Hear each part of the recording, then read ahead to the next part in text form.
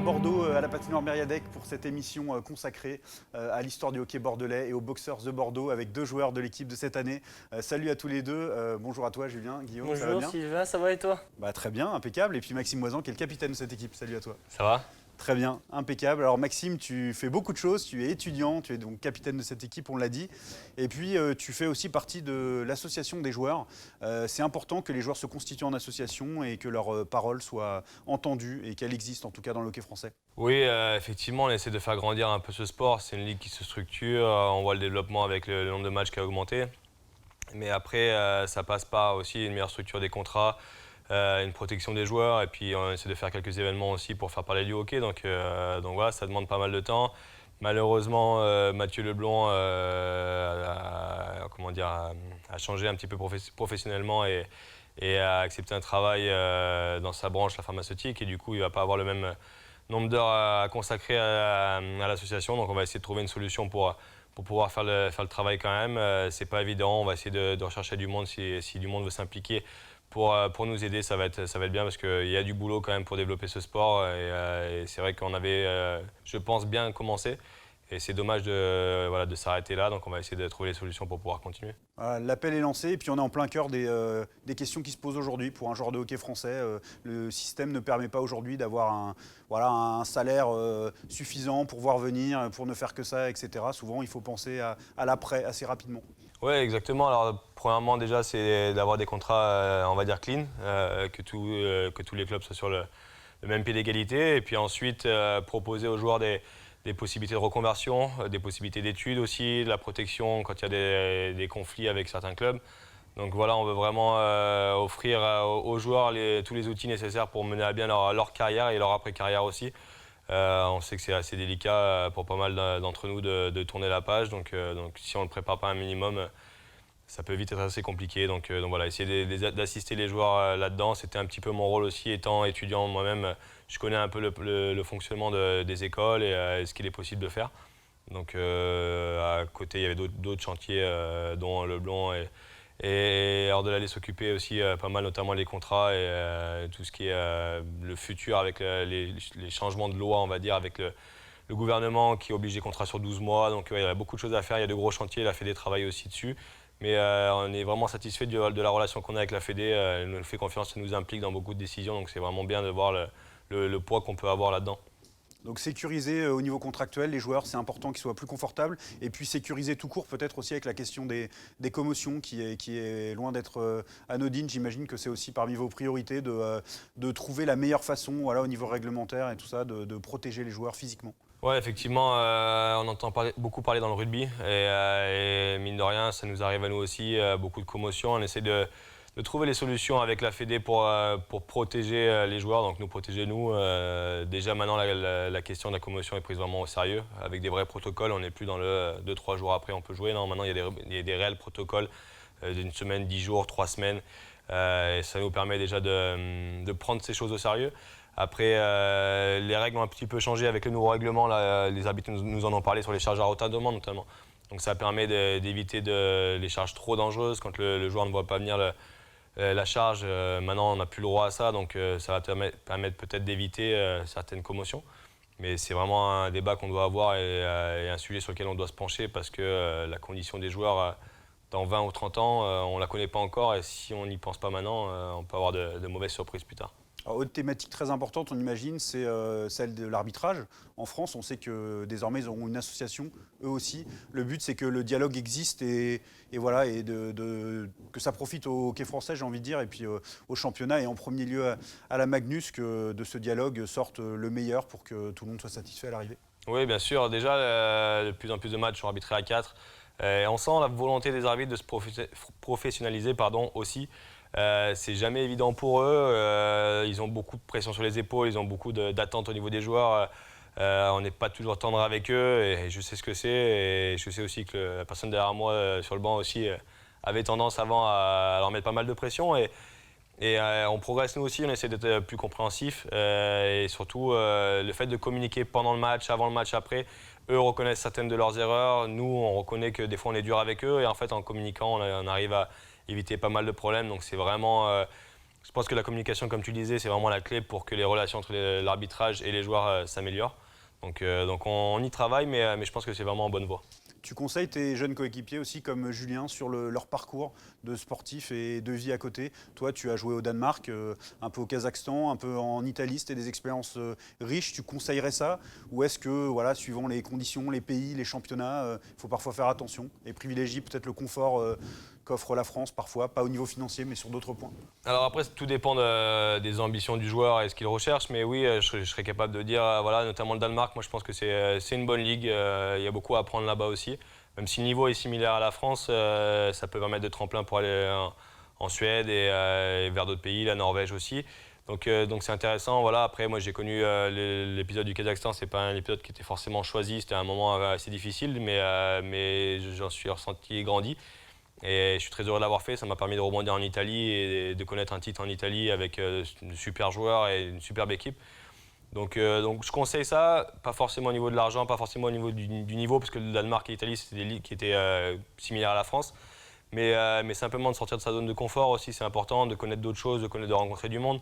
Ça m'a permis de rencontrer des coachs, des coéquipiers, des agents. Donc voilà, ça permet d'avoir un réseau un peu plus étendu. Et je sais qu'on m'a proposé depuis de repartir à l'étranger, en Italie. On me proposait peut-être l'Autriche aussi. Il y avait peut-être quelques contacts. Mais voilà, maintenant je privilégie un peu le confort. J'ai mes études à côté, donc j'ai un bon compromis à ce niveau-là entre le hockey, un bon club dans un bon championnat, des conditions agréables et surtout ça me permet de faire aussi mes études à côté et d'avoir une vie un peu plus familiale et un peu plus tranquille. Mais j'encourage aussi les jeunes à voir ailleurs, ne serait-ce que pour l'expérience, pour engranger un maximum de connaissances, de voir ce qui se passe à l'étranger. Et quitte à revenir après, on n'est jamais perdant en revenant après de toute façon. Alors tu as fait l'équipe de France, tu fais partie de ce groupe élargi, on a envie de dire de joueurs qui peuvent prétendre au bleu. Est-ce que ton envie est toujours très forte de remettre ce maillot et puis de jouer des grandes compétitions? C'est un peu le summum. Ouais, bien sûr, après l'avoir connu, j'ai eu vraiment des très grands moments en équipe de France. Jouer les championnats du monde, c'est une chance incroyable. Et puis ça se passait vraiment très bien pour moi. J'ai eu de la chance de le connaître très tôt. À 21 ans, j'ai fait mon premier championnat du monde. Donc c'était vraiment génial. C'est vrai qu'après, mon style de jeu et mon gabarit fait que je suis plutôt dévoué aux deux premières lignes ou plutôt offensif, mais je ne suis pas assez bon pour être dans ces deux premières lignes. Et il y a des joueurs sur les troisième, quatrième lignes qui sont bien plus grands, costauds et qui correspondent plus au profil recherché pour ces deux lignes-là. Disons que ma non-sélection, je la trouvais plutôt logique, même si j'avais des performances dans la Ligue Manus qui étaient correctes. J'aurais peut-être pu prétendre à ça, mais voilà, le choix était cohérent pour moi, donc il n'y avait pas de frustration particulière. Les coachs doivent faire leur choix et à partir du moment où c'est cohérent, il n'y a pas de problème. Je continue à travailler, je prends beaucoup de plaisir à faire ce que je fais à Bordeaux notamment. J'en ai pris beaucoup à Épinal aussi et même avant. Donc je continue à jouer. Le hockey, c'est vraiment un plaisir et s'il y a cette cerise sur le gâteau, tant mieux. Et voilà, je continue à travailler. Je suis quelqu'un qui est relativement sérieux dans le travail, donc si ça doit payer, ça paiera. Alors je me tourne vers ton jeune coéquipier, Julien Guillaume. Enfin, jeune, jeune, on dit tout le temps jeune, finalement, 22 ans, c'est ça? C'est ça. Voilà, pleine force de l'âge, parfait. L'équipe de France, c'est toujours le Graal. Tu y penses de ton côté, tu te dis qu'avec beaucoup de travail, en mettant de l'intensité à l'entraînement, à chaque match, gagner à chaque fois ce petit plus qui peut t'amener aux portes de l'équipe de France? Ouais, c'est sûr que c'est les objectifs qu'on se fixe, c'est des objectifs compliqués parce qu'aujourd'hui, il y a un bassin de joueurs français qui est de plus en plus élargi, il y a beaucoup de talents, il y a beaucoup de joueurs qui jouent dans les grands championnats, mais on travaille fort à l'entraînement, sur la glace, hors de la glace pour essayer d'y arriver un jour, d'avoir le niveau de tous ces gars-là qu'on voit à la télé. Et ce serait vraiment un objectif et un peu un rêve qui se réaliserait de continuer, de faire un championnat du monde, d'être pris en équipe de France senior. Alors ça fait 3 ans que tu es ici. Le fait d'avoir Philippe Boson comme coach, avant qu'il soit sélectionneur national, évidemment, tu le savais avant ça, c'est important aussi pour apprendre. On sait que c'est un joueur qui encadre les jeunes joueurs, qui a une certaine autorité, qui a un passé important, qui met beaucoup d'intensité. Ça fait partie des critères importants quand on choisit un club. Ouais, c'est vrai que je le connaissais un petit peu d'avant parce que je l'avais côtoyé dans les équipes de France jeunes et c'est quelqu'un qui a beaucoup de charisme. C'est pas facile tous les jours parce qu'il n'est pas facile avec ses joueurs, mais il nous en demande beaucoup et c'est quelqu'un qui est vraiment exigeant envers lui-même et du coup qui est exigeant envers les autres. Et je pense que ça nous pousse un petit peu à travailler fort, à jamais lâcher, à essayer d'être meilleur à chaque match. Et c'est quelque chose qui est bien pour le développement d'un jeune joueur comme moi ou d'autres un peu plus vieux, avec un peu plus d'expérience, de jamais relâcher, toujours se mettre la pression pour être au niveau et toujours travailler pour réussir ce qu'on a envie de faire, quoi. Dans le projet bordelais, ce qui t'intéresse, j'imagine, c'est aussi l'ambition sportive et puis le fait d'avoir des coéquipiers voilà, qui ont joué en AHL, en NHL maintenant avec Tanner Glass. De temps en temps, on se retourne à l'entraînement, on se dit en fait, je l'ai vu jouer à la télé avec Pittsburgh ou avec New York. C'est un peu impressionnant, ça reste impressionnant ou est-ce que finalement c'est un coéquipier et puis comme les autres? C'est encore plus impressionnant, je pense, hors de la glace que sur la glace, parce que sur la glace, ça va vite, on s'en rend pas forcément compte. Et puis, c'est un mec qui travaille fort, qui nous apporte beaucoup. Mais c'est surtout dans les discussions qu'on a avec lui, ce qu'il nous raconte, ce qu'il a vécu. On se dit que c'est juste incroyable parce qu'il a eu une vie que beaucoup de nous auraient rêvé. Et il a quelques histoires assez sympathiques quand même. Il a un regard bienveillant sur le hockey français, il a l'air de s'intégrer très bien, en tout cas ici. Il s'implique énormément, j'avais aucun doute là-dessus, mais c'est vrai que c'est vraiment bien pour nous, pour notre équipe, pour tous les gars du vestiaire, de voir qu'un mec qui a gagné des millions dans sa vie, qui a joué dans la plus haute ligue du monde, arrive en entraînement, qui a une éthique de travail, il n'y a rien à dire dessus, il travaille fort, il lâche pas, il est à la muscu. Juste une anecdote, c'est le premier match qu'on allait jouer à Angers et c'était lui qui sortait les packs d'eau du bus. C'est un mec qui est vraiment humble, qui est vraiment gentil et qui veut attirer tout le monde vers le haut. Ouais, toi, c'est un plaisir de jouer dans cette équipe des Boxers. Par rapport à ton style de jeu, à ce que tu dois travailler et tout, tu te fixes quels objectifs? Sur quoi tu as envie de progresser le plus? Je pense que j'ai un développement qui est un peu encore global. Je suis encore assez jeune, il faut que physiquement je me développe encore un peu plus. Il faut que j'arrive à être meilleur offensivement, à être plus tueur devant la cage. C'est ce que me demande le coach, d'arriver à vraiment, quand j'ai les occasions, de les mettre au fond, etc. Et continuer mon développement sur mon jeu défensif, prendre de l'expérience un peu en jouant avec des joueurs d'un très très bon niveau et qui ont une expérience à l'étranger et toutes ces choses-là. Et je pense que c'est un développement encore global et c'est pas sur des points vraiment spécifiques. Alors quand on voit les joueurs français de NHL aujourd'hui ou de KHL, mais de NHL particulièrement, on voit que même s'ils avaient beaucoup de talent, c'est vraiment leur profil de travail, ce côté joueur de complément, leadership, etc. qui compte beaucoup dans leur ascension. Toi, tu prêtes attention à ça, tu essayes d'avancer sur ces secteurs-là aussi de jeu? Ouais, c'est vrai que maintenant, on s'en rend compte de plus en plus. Avant, dans le hockey français, c'était pas trop rentré dans les mentalités que le rôle des deux premières lignes n'est pas le même rôle que la troisième, quatrième, que c'est des rôles différents, que c'est des joueurs différents, que c'est pas le même profil de joueurs. Et puis de plus en plus, ils développent ça en ayant passé. Toutes les équipes jouent maintenant à 4 lignes et puis elles cherchent à avoir des lignes un peu plus défensives, des lignes avec un peu plus d'énergie. Et comme on voit que les joueurs français qui ont réussi à NHL, Bellemare est très défensif, qui tue les pénalités sûrement, qui est l'un des meilleurs dans ce point-là en NHL. Roussel qui met beaucoup d'intensité, qui frappe, qui est capable de se battre. Je pense qu'en fait, on s'est aperçu de ça aussi dans le hockey français grâce à des gars comme ça qui ont montré que le hockey, ça se jouait aussi avec de l'intensité, aussi en faisant des efforts, aussi en défendant. Et je pense que c'est bien que tout le monde s'aperçoive de ça, que le hockey, c'est pas juste marquer des buts. Ouais, puis c'est intéressant parce que quand on les revoit en équipe de France, où du coup ils ont un vrai rôle de leadership et de première ligne, ils mettent des points, ils mettent des buts, ils font des passes, donc ils savent faire. C'est pas la question. C'est que après, il y a des rôles et il y a des contextes où il faut savoir tout faire en fait un peu maintenant. Ouais, c'est vrai qu'ils demandent un peu à ces joueurs-là de savoir tout faire, de marquer des buts, d'être important sur les pénalités. Et ils ont des fois des rôles où tu vas voir Roussel qui va être sur le powerplay parce qu'il lui demande ça, d'être devant la cage. Mais après, ça reste un très bon joueur. Je ne le connais pas personnellement, j'ai juste vu à la télé comme beaucoup. Mais c'est vraiment un joueur qui est impressionnant. Mais il se crée surtout ses chances par rapport à son travail, par rapport à son patinage, à son explosivité.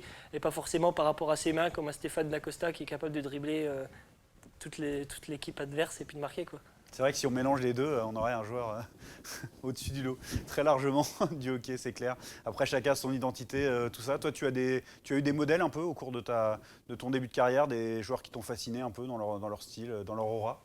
J'ai pas un modèle particulier. Je pense que c'est bien de prendre un petit peu de tout le monde. Je regarde un peu la NHL. Je suis pas non plus un fan qui regarde tous les matchs, mais quand on voit des vidéos de gars comme Crosby, etc., que tu vois que le gars il travaille à l'entraînement, que tu entends des histoires de partenaires maintenant parce qu'il peut nous raconter un peu des 3 trucs qu'il a vécu avec lui, c'est incroyable le monstre de travail que c'est. Il nous disait que si dans le match il rate un shoot qui pour lui il semblait facile, il va en refaire 20 le lendemain et puis s'il les a pas mis les 20, il recommence jusqu'à ce que ça soit ça. Et je pense qu'il faut prendre de tout le monde. Il y a énormément de bons joueurs. Et puis, il faut aussi trouver quelqu'un qui te ressemble un petit peu dans ton profil. J'ai pas les mains de Stéphane Dacosta pour faire ce qu'il fait, et loin de là. Merci à tous les deux. En tout cas, c'était une discussion très intéressante. Tout le meilleur pour les boxers et pour votre avenir, tous les deux dans le hockey et ailleurs. Merci beaucoup. Merci à toi, Sylvain. C'était un Merci vrai à toute plaisir. l'équipe. Voilà, oui, il faut le dire parce qu'on est 3 quand même. Il n'y a que moi qui ai à l'écran, mais c'est un boulot d'équipe comme vous le disiez si bien. Dans le hockey, c'est pareil. Il y a des joueurs de l'ombre et puis il y a des joueurs qu'on voit un peu plus. Donc merci beaucoup à tous les deux en tout cas. C'est la fin de cette émission. Continuez de nous soutenir surtout. Voilà, mettez des likes et puis faites passer autour de vous. Plus on sera, plus on aidera à médiatiser le hockey français tout simplement. Et puis ce contenu voilà, sur le hockey français. Merci à tous, à très vite. Salut le hockey franco, c'est Fred. N'oubliez pas de nous suivre sur les réseaux sociaux et vous abonner à la chaîne. Et activez la petite cloche si vous voulez ne rien louper. À la prochaine!